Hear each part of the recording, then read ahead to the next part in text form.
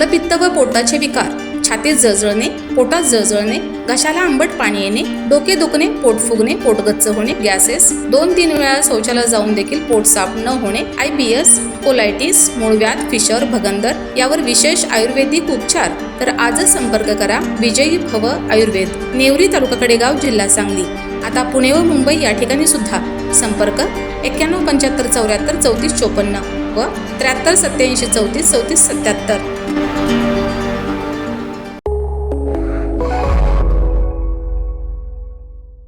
नमस्कार, मी मयुरी आणि आपण पाहत आहात 7 स्टार न्यूज.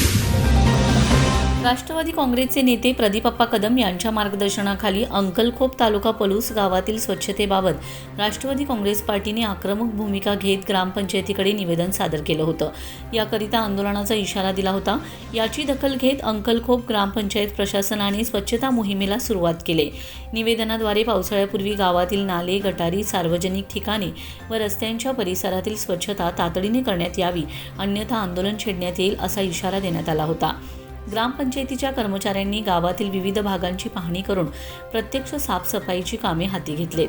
नाल्यांमधील गाळ काढणे, गटारींची स्वच्छता करणे, सार्वजनिक ठिकाणी साचलेला कचरा हटविणे तसेच रस्त्यांच्या कडेला वाढलेली झाडा-झुडपे हटविण्याचं काम सुरू करण्यात आलंय.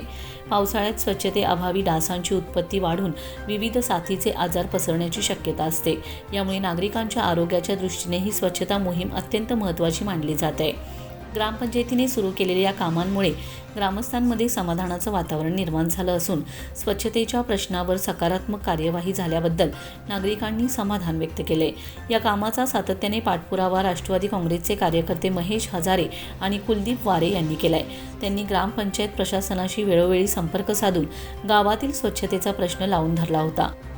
त्यांच्या पाठपुराव्यामुळेच ग्रामपंचायतीने तातडीने हालचाली करून कामांना सुरुवात केल्याचं बोललं जात आहे.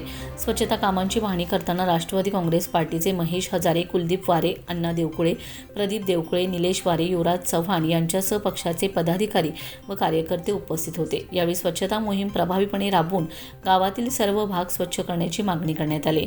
दरम्यान राष्ट्रवादी काँग्रेसचे नेते प्रदीपप्पा कदम यांच्या मार्गदर्शनाखाली नागरिकांच्या मूलभूत प्रश्नांसाठी पक्ष सातत्याने पाठपुरावा करत असून अंकलकोपमधील स्वच्छता मोहिमेला सुरुवात होणे हे त्याचेच फलित असल्याची भावना कार्यकर्त्यांनी व्यक्त केली. गाव स्वच्छ, निरोगी आणि सुंदर ठेवण्यासाठी अशा उपक्रमांची सातत्याने अंमलबजावणी व्हावी अशी अपेक्षा ग्रामस्थांनी व्यक्त केली. Bureau report 7 star news.